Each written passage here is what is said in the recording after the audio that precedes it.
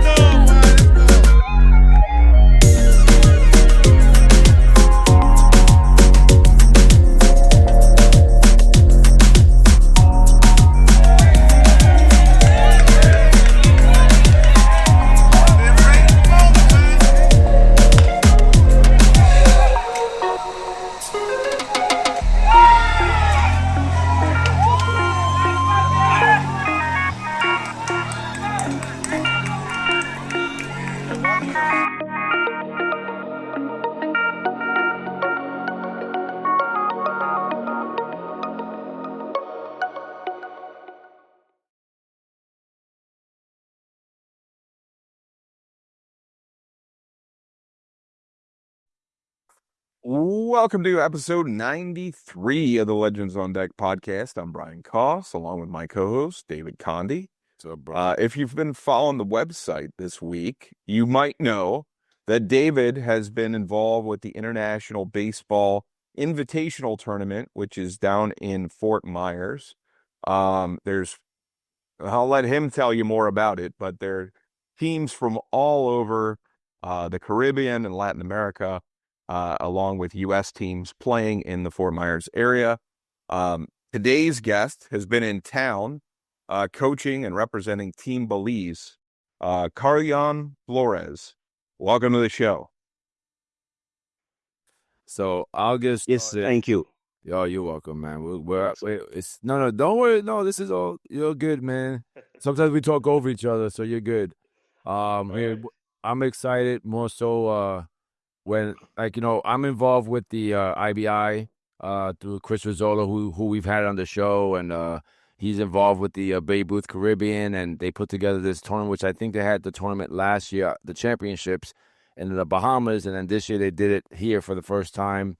Brought teams from the Bahamas, Anguilla, Jamaica, which I didn't realize Jamaica had a baseball team, which is awesome. Puerto Rico, and Team Belize. So I was there. I remember maybe it was Monday or something, and Chris brought Carlyon over to me, say, I want you to meet him, kind of connect with him, and talk to him about what we can do to help them. So I said, no problem. That's what we're about. I mean, I tell you all the time, that's what we're about here on Legends on Deck. And, my love for the game is beyond, what our borders and whatever we can do to help, other areas. And we just started talking, and he started sharing the need for the program, just what they're about. And I said, you know what? This is a great opportunity to get you on the show and let's share it to the world. So we want to do that today to kind of give you this platform. So we're going to kind of start out, give us a little overview to our listeners and our followers to what we need to know about baseball in Belize. Just give us like a little bit of an overview about it. Yes. First of all, I would like to say thank you, David and Brian, for the opportunity to speak about the game of baseball, particularly what we have going on in the country of Belize, where I am from. You see, what happened is way back in the 80s, I think it was about 1984.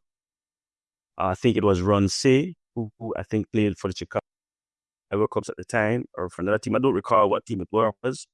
He and the legendary, we refer to him as the legendary Gary Matthews, who many people know as Sarge, right? He visited Belize in 1984, and it was his visit that somewhat jump-started Little League Baseball in Belize. At the time, Little League Baseball was centralized only in Belize City. So I'm from a family of 8 siblings, which includes me. I am the youngest brother of 5 brothers. So our older brothers, they took me under their wings, and they taught me the game of baseball. So 5 of us came up playing Little League Baseball. I played Little League Baseball up until 1994. 1994 was the last year Little League Baseball was played in Belize. Times when the game defunct, there was no longer Little League being played in Belize. At the time, softball was the most dominant sport in Belize. Well, it was one of the most dominant sports in Belize. And where in comparison to baseball, softball was basically the bigger sport. And so it took priority, right, in the eyes of those people who were in charge, of both sports. One of the reasons why baseball no longer existed then was because the softball pitch that we played baseball on, they wanted to bring the fence, the outfield fence inside. They wanted to bring it in more, just for them to play softball, because that the fences were too far beyond, the softball level in their minds. So it was until January 16, 2017, that, I had this inspiration to revive the game, to reintroduce the game back to our country. Because to us, baseball, we who grew up playing Little League Baseball, we had inspired to play baseball for example, Chicago Cubs was our favorite team back then. Because, at the time we only had WGN, right? So we were able to see almost game, that's when we fell in love with the legendary Harry Caray. It was Sean Dunson, Andrew Dawson, all those great players, Ryan Sandberg, Mark Grace, those were our favorite players growing up. So we only watched WGN at the time. And so a lot of us had aspired to become baseball players, to play for the big leagues, particularly the Chicago Cubs. However, like I said, when the game defunct, there was no longer baseball being played. So a lot of young people from my time who were playing Little League Baseball up until 1994, they transitioned into playing senior softball. All right. And from 1994 until 2017, there was no baseball. So on January 16th, 2017, I registered the first ever legally registered baseball organization in Belize history. There was none registered on the books. Even though Little League Baseball was being played, there was no entity that we could have gone to and say, hey, this is the organization that, represents Little League Baseball, that is hosting Little League Baseball. And so when I registered the Belize Visionary Foundation of Baseball and Softball, that is when baseball was reintroduced into our country. I simply had a vision to use the game to transform the lives of many of our young people. Because, in my era growing up, there were a lot of guys who played baseball. They were really great, like myself. We were so talented. We had great potential, but no one really invested in us at the time. No one invested in us. And so our dreams were lost.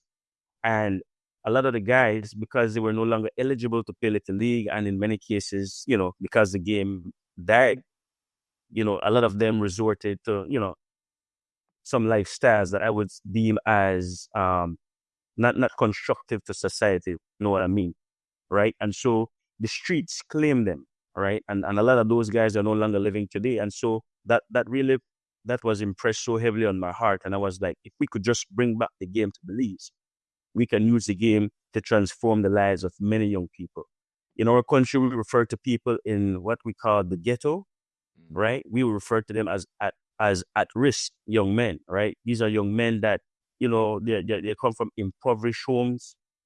They come from homes whereby, abuse at every level, is very high. So I wanted to use the game to give them the opportunity to remove themselves from that kind of situation and lift themselves. I was hoping when I started that one day we could get the young people. I still have the same belief. We can get a lot of young people, to develop their skill sets in baseball, and one day get a contract with some country, some big league team, and use the funds, to help their families as well as to develop their country. And so that's how baseball got started. So we started that on January 16, 2017. And then in, I think, February 2019, we registered the first ever Baseball Federation of Belize. So, like I said, there was no registered baseball entity in our country. And, I believe by the grace of God, I was given the vision and the inspiration to actually make it happen. And from 2018, we started to train young people from the age of 3 until around 19 years old.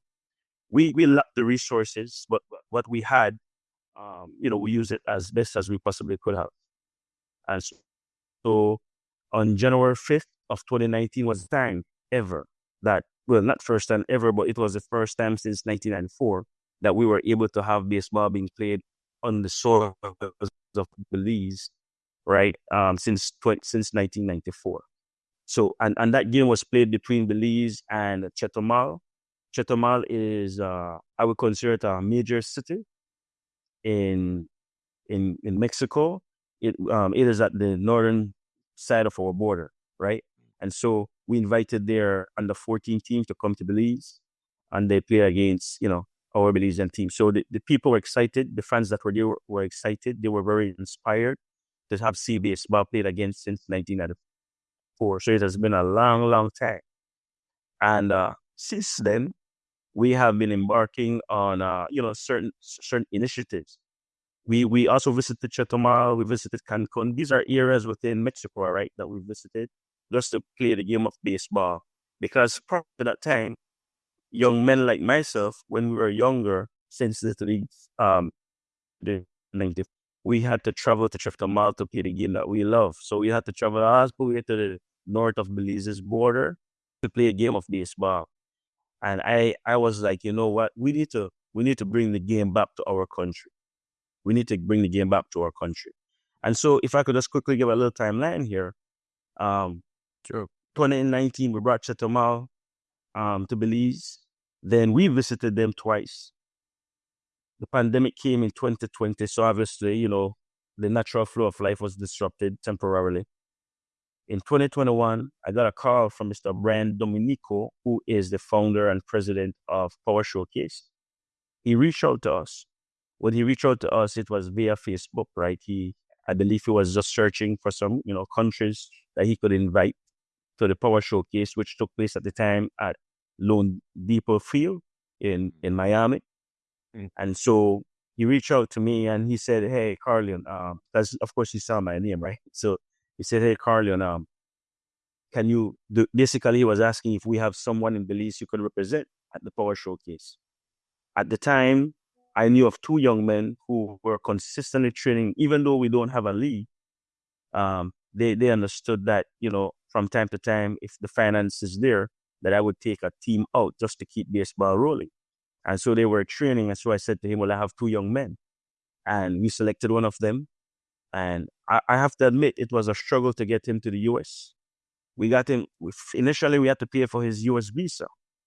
His U.S. visa at the time was $320 Belize dollars, which is, I think, 160. If my math is correct, you could divide that by 2. Because it's 2 to 1, right? 2 of our Belize dollars equals $1 US. And $1 US, that is. So he got his visa rejected initially. I was disappointed because his registration, we had paid for everything. And I gave him the receipts. We also gave him a letter, to take to the embassy. But for some reason, I had hope that we could have turned around the decision by the U.S. Embassy at the time.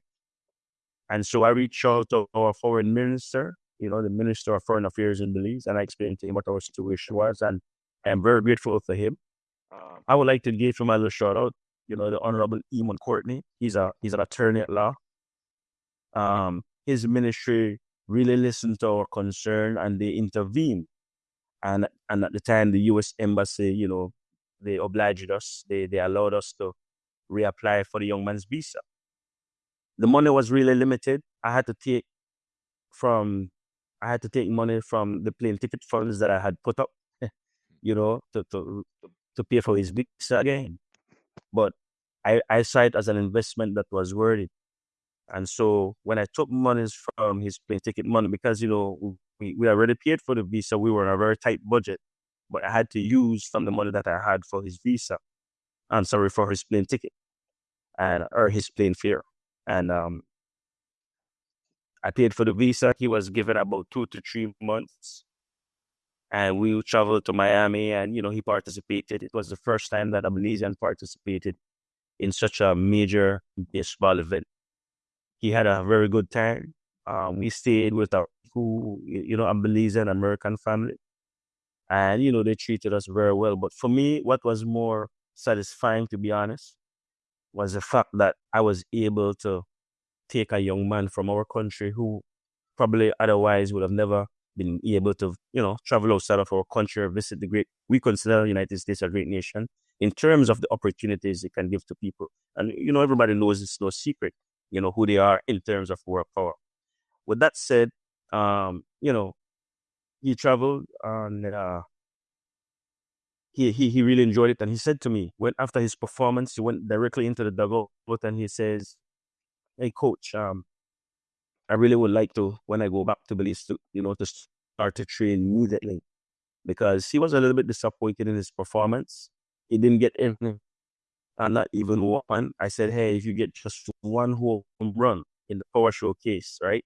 I said, that would be very significant to Belize because you will be able to say that you hit a home run, in a major league ballpark. And so that was the start of that. In 2022, I got a message from Mr. Gregory Burrows from the Bahamas. He is the regional commissioner.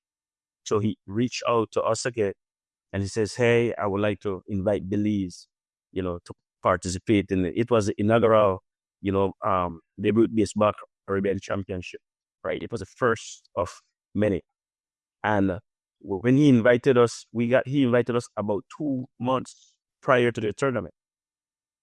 At the time, I didn't know where I would have got the funds from, but I was just optimistic. I was excited that, hey, a guy of such caliber had reached out to us, of such stature in baseball.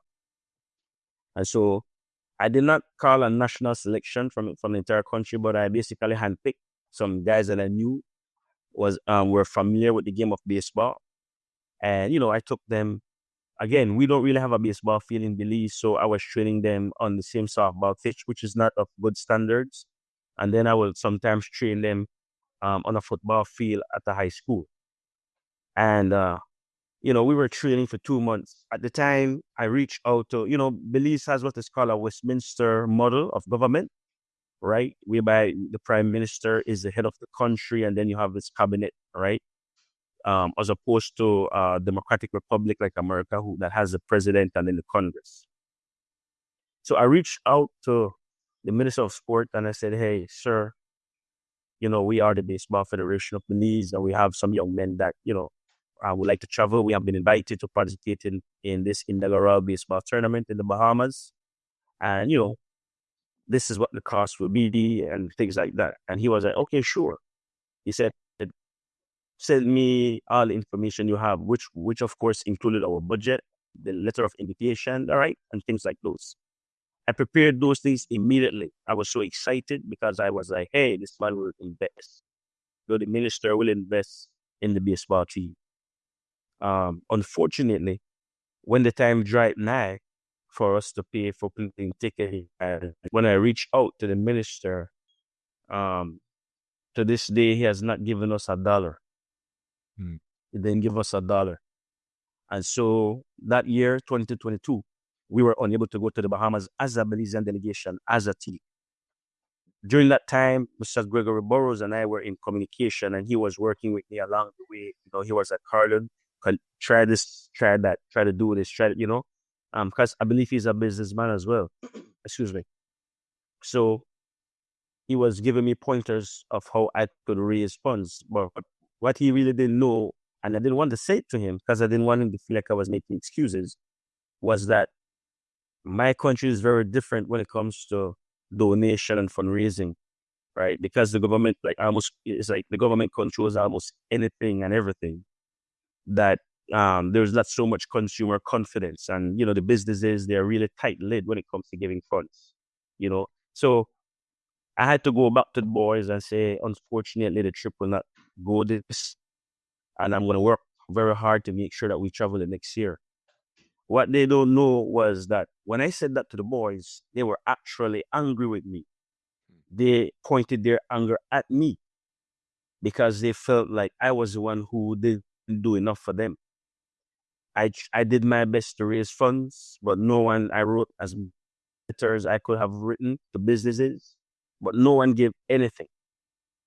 And so I said to Mr. Burrows, sir, I'm really discouraged. I don't know what to do. And he was like, listen, he said, you come still. I want you to come to the Bahamas because I want to introduce you to some people in the game of baseball. And we also want to make you the commissioner for Babe Ruth Baseball in Belize. It's like an ambassador kind of thing. And so I didn't have money for plane tickets, and I really want to be honest about that. But I have a friend who have been, she has been supportive, from day one. And so she purchased my plane ticket. And I also took a member of the federation at the time with me, and her money came from a donor in the United States. All right. He sent $1,000 US, which is 2,000 Belize dollars. And that fund was used to purchase my friend's ticket.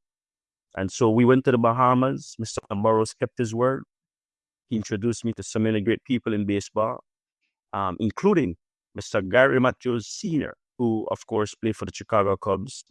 I remember him, of course, for playing for Chicago Cubs because the Chicago Cubs is my baseball team, right?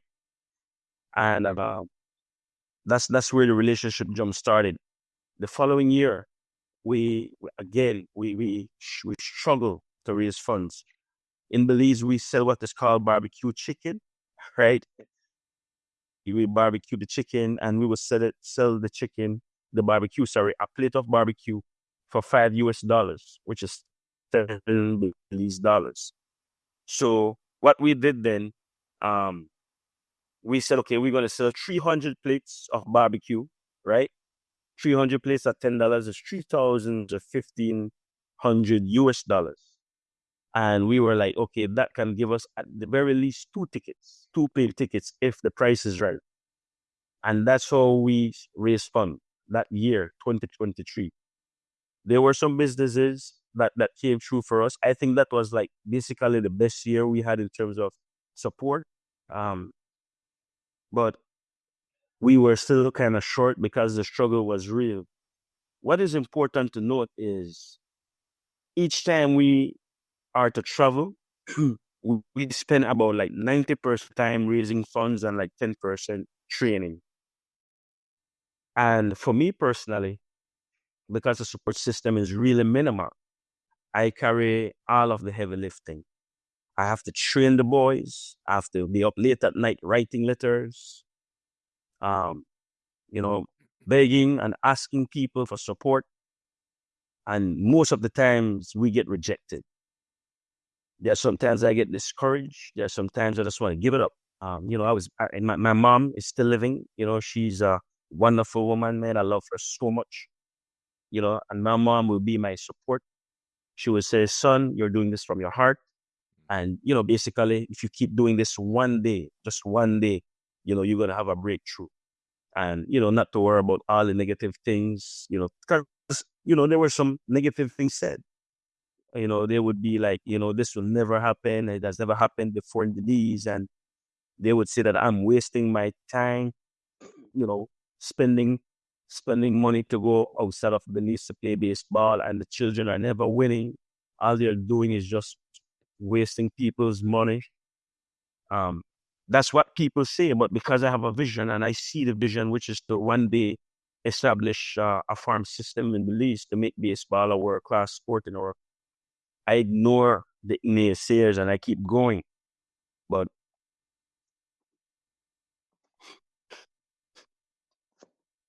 you're good, buddy. Listen, we see the passion on you in you. I've met you since a few days, and I'm inspired by what you guys are doing. I told your boys last night that we all took to you guys, right? We all felt like we brought you in like family. My team was so excited to see you guys last night. You guys came to the field. It was an amazing experience we had last night with you guys. We the families, I'm sorry, man. No, Oh, you're good. oh, Paul, dude, Yes. this is real life, right? This is not anything that we're gonna sugarcoat and make it seem like it's all perfect and the perfect scenario. That day will come, and we talked about this. You and I talked about that day will come. There's a dream that you have for these boys. You're inspiring them, like I told the boys yesterday. They're the pioneers for what's to come. Okay, you guys made the trip and came here, and even in all of the games, and I want to share this. Even in all the games you've had, you guys actually won your last game. And that was amazing. That was amazing. So for all your naysayers that say, hey, you're not winning anything, you're winning more than tournaments. You won a game. The last game you won to end the tournament in a great way, but then you're winning over people. You're winning over with all that's going on with you guys. You're winning over people and inspiring us to want to be a part of that. So don't ever be shy of your emotions. This is why we wanted you to share about this, because it's important. I appreciate that, man. I didn't expect to cry, man, but because I've been dealing with a lot when it comes to baseball in my country. No, you. I could remember when I first started. I reached out to so many of my so-called friends. I call them so-called now because of what had transpired since then. When we used to travel, to Chetumal, which is the bordering, country, or Mexico. I used to say to them, guys, we need to bring back the game to Belize. There's nothing wrong with playing outside, but we need to have it here as well for our people. And none of my friends listened to me. None, absolutely none. They didn't believe in me because, see, I'm not a rich guy. All right, I'm not a rich guy. I'm just a guy with a vision. I have a heart. I love baseball. I've been playing baseball since I was 3 years old. And I had aspired to be a Chicago Cub one day. Me and my brothers. Hey. We had dominated the game of baseball in Belize and softball for many years. I am 41 years old, and I'm still considered the best, or one of the best in softball, senior male softball in my country. And so I was really hard pressed when those people weren't supportive. And so when I started it and they started to say it will never work out, it will never happen, I kept going. And now that there are some little progress, these very same people now are talking about, there's the same one saying, oh, you're taking young people out there to just play ball and lose, and you're embarrassing them, embarrassing the country, or wasting people money. But they don't have my heart. They are not the ones who were called to do this. They don't have the passion to do this. You know what it is to write a letter to business every day. Well, not every day, but almost, consistently writing letters, drafting proposals, submitting proposals. Anyway, so I just want to get that out because that's important to know. And so if I can continue in my timeline, last year, we barely made it to the Bahamas. We only took 10 players, and there were some players, at least 3 to 4 of them, who had played for the first time on the international scene. They were all cramped up and injured because they haven't experienced it like that before, and we haven't been able to train on the level that I believe is necessary, because we spend a lot of time raising funds, begging, and so and because I'm the person who does everything, not that I want to, I'm not the kind of micromanaging leader, but it's just that people don't support me because I can't pay it. So, the boys are usually with me. We have what is called a bump drive, BUMP, sorry, bump drive. The speed bumps. Yeah. We go to a speed bump in a particular area. We take our little, not flyers, our little signs and little containers, write Belize baseball on it and designs, right? And have the little Belize flags around the little area that we are. And so the motorists, when they come, the drivers, they would stop and some would drop $20 Belize dollars, which is like $10 US. Sometimes 50, which is $25 Belize dollars. Some would just drop $1, which is 50 cents US dollar, and it would add up, to some significant amount. But when we raise those funds, like this year, we use those funds to pay for visas. We paid for visas for like 4 young men to come to the US. And then we help another Belizean with passports. So there are families that cannot afford to pay for visas, that cannot afford to pay for passports. And so every little dollar we get, before we can even get to the plane ticket, we need to pay for those things first. And so, and there were instances earlier on in the program, in the baseball program, where we had to pay for something as fundamental as a Belizean birth certificate, because the birth certificate is necessary to get the passport, right? And so that's what we have been dealing with since 2017, when I have found the Belize Visionary Foundation of Baseball and Softball. The reason why I call it the Belize Visionary Foundation is because the word visionary is as a result of the visions that keep occupying my mind, day in and day out. I always have ideas of how I can improve my country and how I can improve baseball and use it to transform the lives of many young people, including their families. And so this is how we got here this year. We had to do a lot of bump drive. The majority of our funds for this year came through a GoFundMe initiative. Mr. Oscar, who you have met, he's a Belizean American, but he has been living in the U.S. for many, many years. He lives in Los Angeles, California. One day he reached out to me. He says, hey, man, I would like to help the Belize team. And, his son, which is a Belizean American, he says that I would like for him to play for the country. And I was like, oh, absolutely, no problem. And, we started to work things out, and his wife created the GoFundMe page, right? And we were able to raise a little bit under 2,000 US. It wasn't much. And they had a little fundraiser, a car wash in Los Angeles. And they were able to raise 2,200 US dollars. So that's a little bit under 8,000 Belize dollars. And so we purchased, I think it was 8 tickets. We purchased 8 tickets out of that fund, because the ticket prices were very cheap. It was a little bit under 400 US. No, sorry, a little under, I think it was a little bit under 500 US. And so we purchased 8 tickets.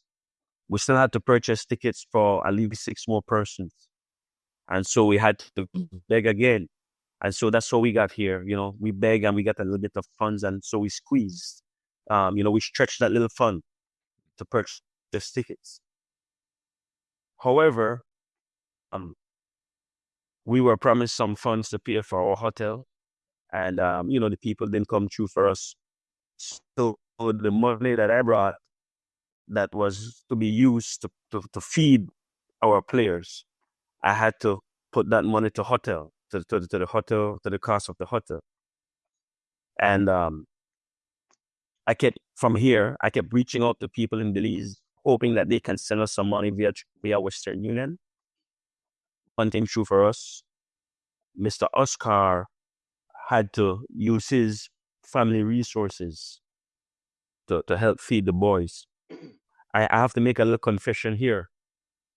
About 3 days ago, I was at the ball game writing our lineup, and I found 40 US. I found $40 US, and I used the $40 US to get the boys pizza so they can eat. So I was like, the Lord provided that meal for the day.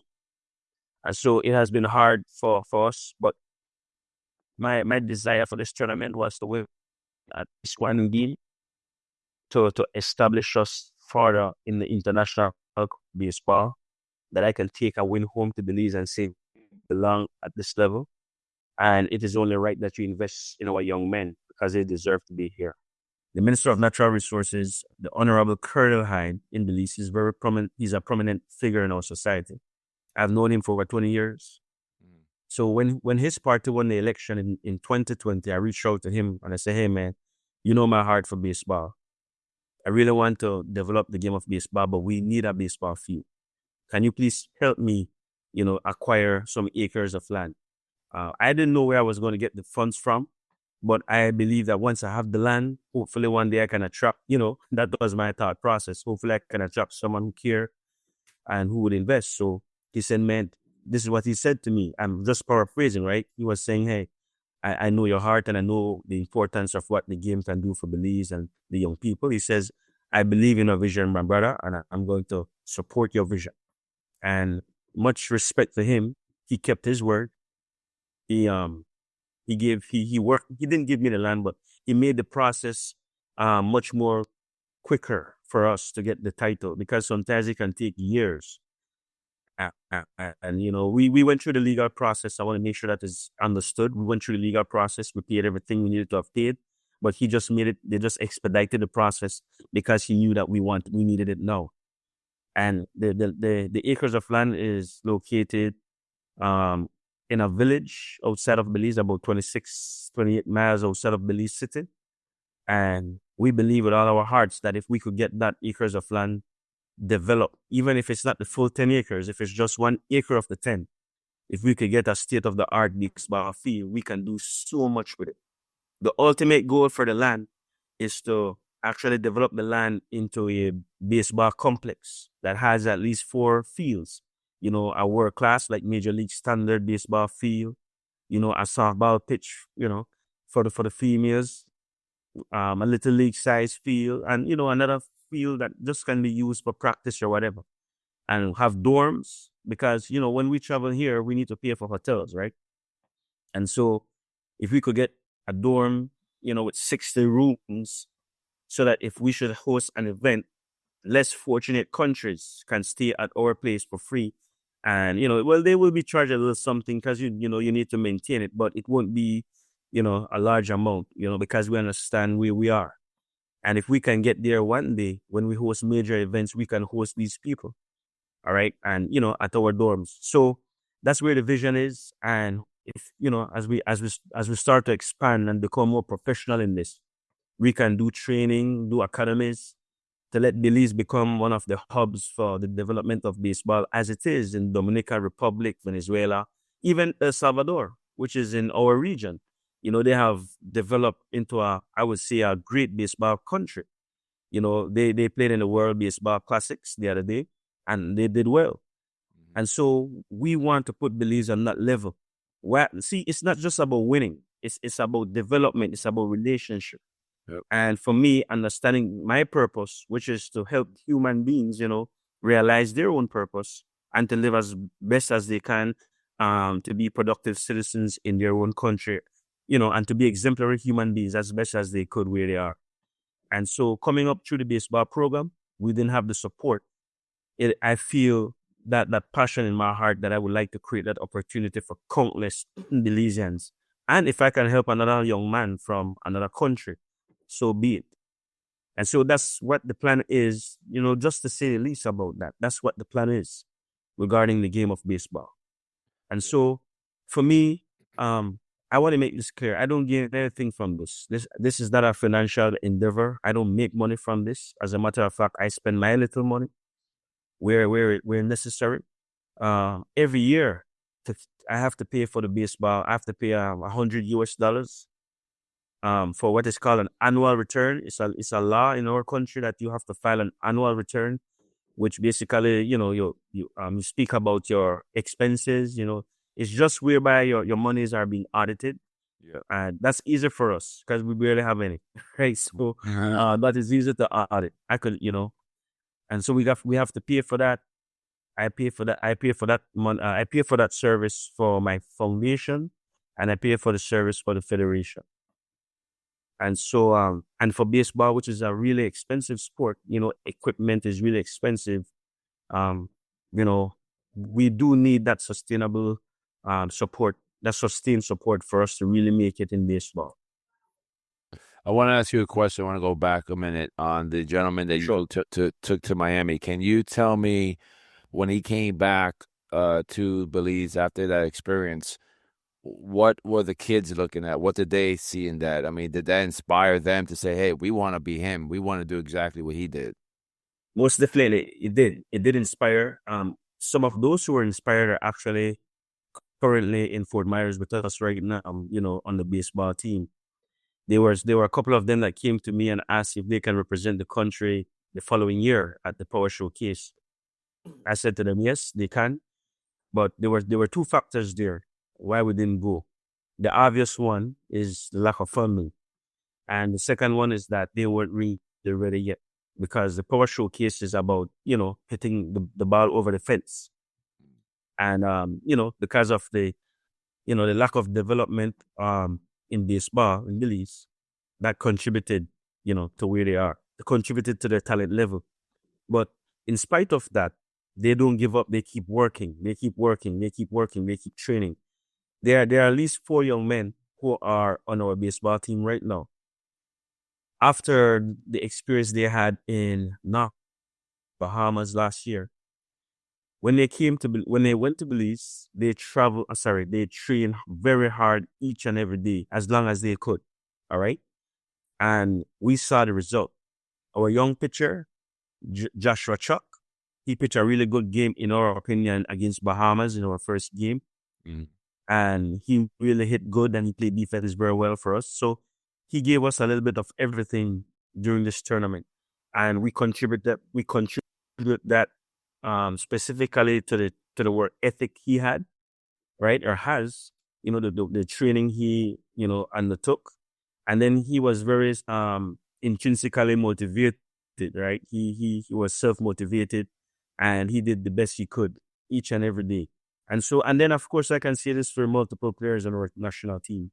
These young men are really hungry for baseball. They really want to make it. They really want to keep traveling to play, to learn, to represent their country. They want to make their country proud. So, yes, it did inspire. It did inspire a lot of young people. As a matter of fact, each time we travel outside of Belize since, 2017, people have been inspired, particularly the young men. Yeah. Well, it's funny. I'm sitting listening, and you're going through it, and David and I had a number of questions, and as you're going through all the processes, the history, and then what you guys have done, they're like, wow, okay. So a lot of these questions you've given some perspective to. So we appreciate that. I'm looking. I'm thinking. Okay, Belize is a country of. I look from what I can tell, about 500,000 people. Right. And so, I mean, to put that into perspective, I live in Orlando in Orange County, and we have over 1 million people in the county. And so you have a smaller population, small land mass too. I mean, how far is it to get from one end of the country to the other? I think like 4 to 5 hours, depending 4 to on 5 hours. Okay. Right. So, yeah, so we're talking about a small, and, you know, it is in a lot of ways amazing that you guys have been able to kind of pull together, scrapping together to pull resources enough to get to travel to other countries. So you mentioned going to Mexico a lot to play with your teams. We're so used to in Florida particularly, but all across the United States and in most states that have a lot of baseball. The cost of baseball in the U.S. is enormous, right? It's the tournament fees. You guys are getting a flavor of what those are like. The tournaments, the equipment, the fields. And I'm listening to you talk about the fields, and you're saying that you just want the government to invest, some money into getting you some land to build fields, the proper fields to play on. And that's a big undertaking as well. So baseball, even though it's not as high cost as some sports, it's still a high cost sport. And especially in the U.S., it's a high cost sport. So I'm just thinking, I'm thinking about all these things as you're going along. And it really is a testament to your dedication that you are able to put this together because it's no small thing to get a group of kids to fly into the United States, into Florida, play in this event. So I think what you're doing is you're really setting as David said, you're gonna giving these guys they're like the groundbreakers, right? The pioneers. They're bringing in, they're making it possible for people to recognize baseball in Belize, in your country. And then tie it to the whole region, because as you mentioned, Venezuela and Dominican Republic, I mean, those are explosive in terms of the amount of talent coming out of those countries. But even in Mexico and Cuba and some other countries within the Caribbean that have baseball talent. So I think a little bit may go a long way for what you guys are trying to achieve there in Belize. It would be a little bit on our side, on our side, it would look like a little, because there's so many resources invested in baseball here. But, and I don't even know if I have a follow-up question. I'm trying to recap all the things that I've heard and tie it together. Because the way I look at what we're talking about here is you're telling us the history, and I'm thinking about, okay, well, how can we help you connect dots to bring things back to recognize what you guys are doing in Belize, and help that vision grow? So what do you think? I guess I do have a small question and you've answered some of it. What do you think you would need to create a real league or real program at a competitive level to bring your program and bring your players up to speed with the rest of the region? Yeah, that's a very, very profound question. I appreciate it. First, we need land, right? We need land. We do have land. We have land on paper, right? In other words, but there's not we can do with it because it's not developed, and we got to do some trees and all that. So at least in the meantime, we can access what we have, right? We can access what we have, so we can start there. But what we do need, yes, we do need equipment. We also need professionals to come in. Yeah. Because again, I can't do it alone. I can't train them alone, and I'm very humble enough to say that I don't have much of the expertise as the real certified professional coach. All right. I'm going based on my knowledge of the game, that I play the game and people I listen to, and, you know, things that I read and watch just to enhance my knowledge, because I'm a very quick learner. But at the end of the day, I do need human resource, right? So we do need human resource in terms of trainers. We do need the equipment. And I think that, like, that's basically what we need fundamentally just to get started. For example, about a month or so ago, we issued what we considered starter packages, meaning bags of equipment, you know, a little bit of everything, right? Helmets, bats, balls, little jerseys, whatever we had, you know, because we get some of these things get donated to Belize, and so we give them out. And we issued out starter packages to at least, or what we call elementary schools in Belize City, because we want to start a we will say a league at the primary school level. When I say primary, I'm simply speaking about elementary level, right? And we say right. So in the meantime, we want to start there. You know, it's like we don't want the cow to starve while the grass is being, you know, grown, right? That's a little phrase we use in our side of the world.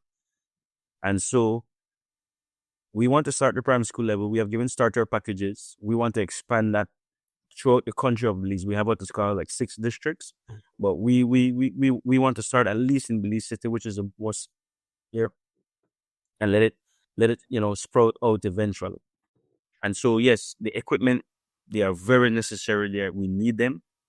And that's what we're going to distribute to those people, to those different institutions. And of course, we need the right personnel to come in to help train. Because remember, the game of baseball has not been played for a long time.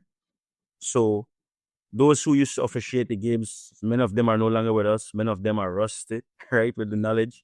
So we need to train new officials. We need to train coaches, managers, statisticians. Then, of course, we need to train the young people, so that they can learn the game fundamentally, and then the development process can start there. So if I'm answering the question correct, those are basically what we need. Equipment, you know, professionals to train. And I think that should be the start of our development process. So you're not really, if you think about it, it's not a huge, from people listening in the US, that's not a huge undertaking. But it is based on the resources that you have available. How many high schools are there in the country? Do you know? I mean, because I'm thinking 500,000 people, not a huge territory. You may have a number even for how many high schools there are. Are there high school baseball teams or no? No. We high school baseball. Yeah, we're starting from scratch. Wow. Yeah, because like I said, right, since 1994 there was no baseball. There was no farm system, and that's one of the things. Yeah, that's one of the things I recognize. When some players who were no longer eligible, because remember there's an age limit, right? Yes. When they were no longer eligible to play, they resorted to certain lifestyles that weren't productive. You know, you can read between the line, and if there was a farm system, you know, they could have climbed up, right, and continue to be productive. You know, and absolutely. Right. So we are actually rebuilding. And there's nothing wrong with that. I am actually, you see, there's a part of me that is excited about the rebuilding because we can build it right. Right. It's just a painful process, and a frustrating process. My support, if I can say this, the greatest support I've ever felt is outside of my country. You know, the love I get when I'm here. When I go home, I don't get that. I'm gonna give you an example, right? Sorry if I'm straying just a little bit from the original context, but just it's like here we get support. We are like, hey, Carlyon, we love what you're doing for the young people, and we love Belize. I mean, we love the Belize team, etc. When I go home, I will be like, see, you wasted money. Hey, you know, so the perspective is different. The perspective that those in America and Bahamas and Jamaica have, that's the same perspective I have. And so, yeah, I gravitate towards that kind of energy. I gravitate towards that kind of character.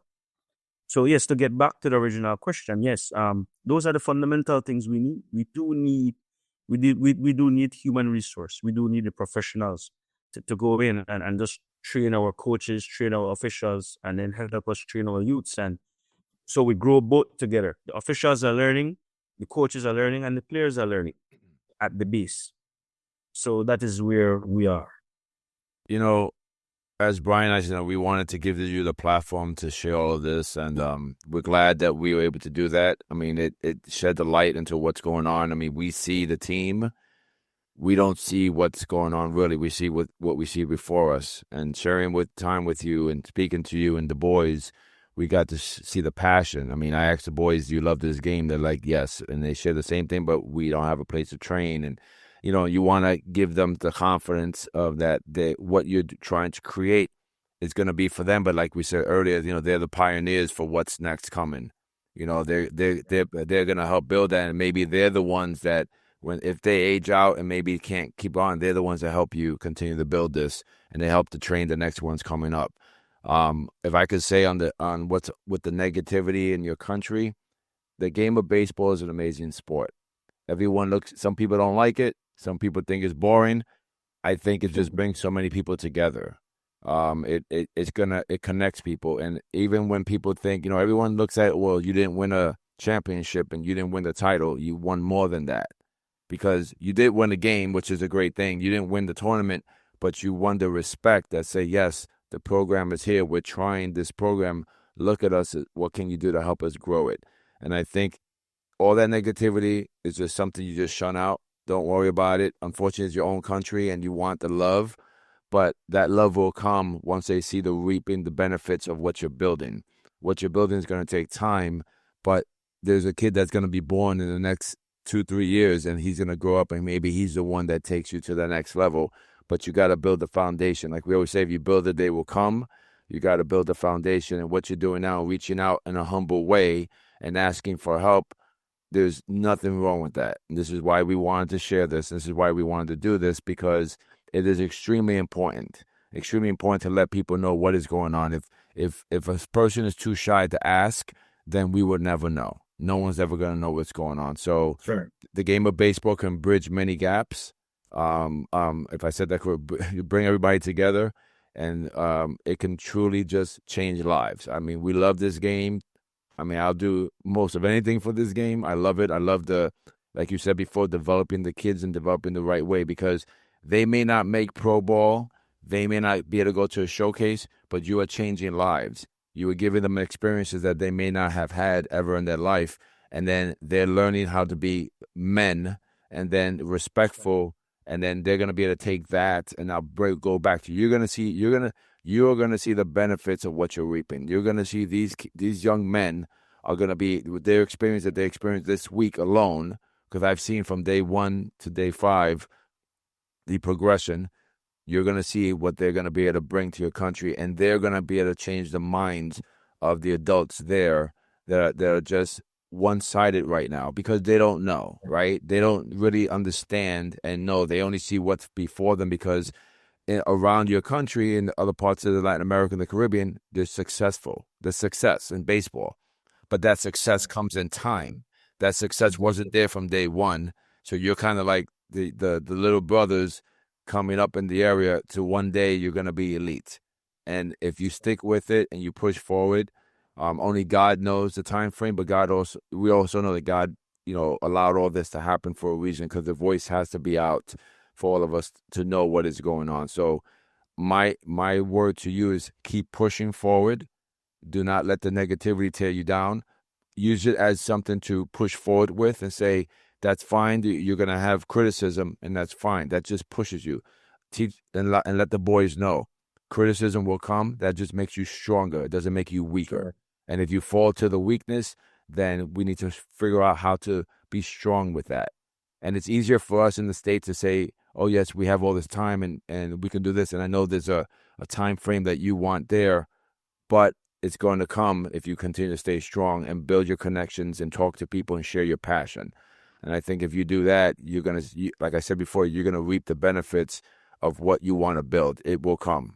So I commend you for coming on here and sharing the story, because we don't know, right? We don't know what people are really going through, especially in your country, especially what the boys are going through.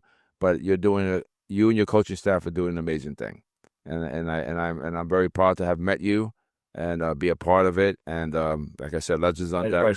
We'll do whatever we can to share your story and get it out to the world. And I'm excited to really see where this is going to go, and to the day that you for the masses that want to see you win that title in the tournament, that will come. But I'm excited to see where the boys are going to end up in their life and what they're going to give back to your country. That's what I'm excited to see.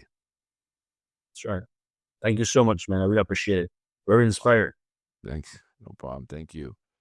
Well, I'm just thinking it's cool here sitting as an observer. I know that you and David have had your discussions this week, and he's told me a little bit about what you guys have done and the whole team, and I'm glad to hear the whole story.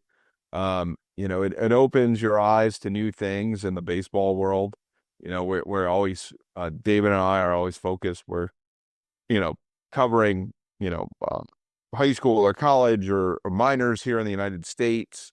When we're hearing from coaches and players and the different struggles that they have, but the struggles that you guys have are much different.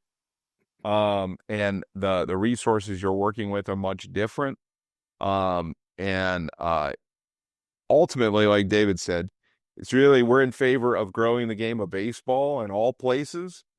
So if we can be a small part of helping the Belize baseball scene get some attention and grow, we are more than happy to do that and provide that platform for you guys to connect with other people that can help as well.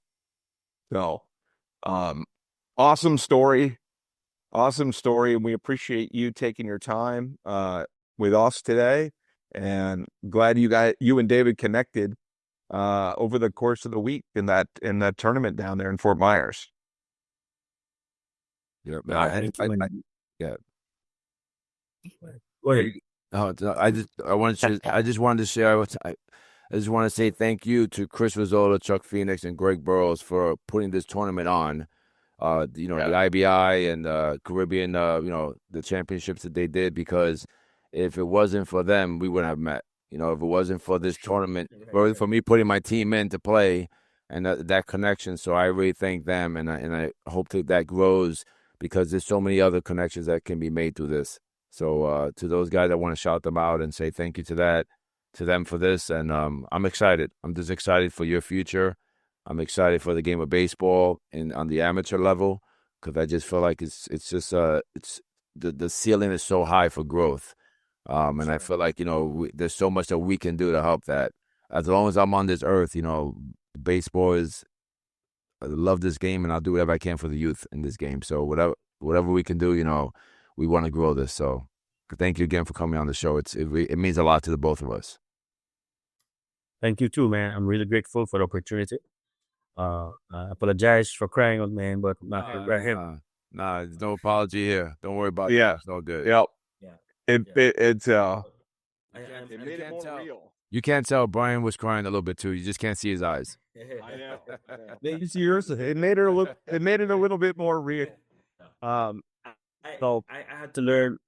I had to learn that it's okay for men to cry. Because in my country they used to say, men don't cry. You gotta toughen up, right? But for me, it has to hit deep to the core. For my emotions to break, man. And I really love what I'm doing. But it's just the pain of the constant criticism. Is like, doesn't matter what I do, man. It's like they just keep coming. But it's paying off. It's paying off. What's coming is paying off. Just keep the passion, and like I said, the negativity is okay. You can stay on one shoulder, but you move forward. You're moving this way, right? So you're not worried about that. It's just helping you push you to where you need to be. So let the criticism come, because if you're doing I guess the saying is, when you're doing something right, people are going to criticize it. So you're doing something right. I think that's the saying. I'm not sure, right? So people are looking at you. They're making a point to what's going on. They're noticing you. It would be if they didn't have something to say, they weren't paying attention. So it's okay. Don't worry about the criticism. True. All right. So, Carlyon, thank you so much. That was episode 93 of the Legends on Deck podcast. Hitting close to 100, and we're signing out. Well, make sure you plug the social media. We got to make sure we get our subscribers. Subscribe. YouTube, Facebook, Instagram. We got a lot of great photos from this tournament that you guys just did on Instagram. Yeah. X, we're almost over 2,000 on X. So keep subscribing, keep commenting. We want comments. We want likes. Tell us what you like, what guests, make comments about our guests. And we'd love to hear from you here at Legends on Deck. Thank you, guys.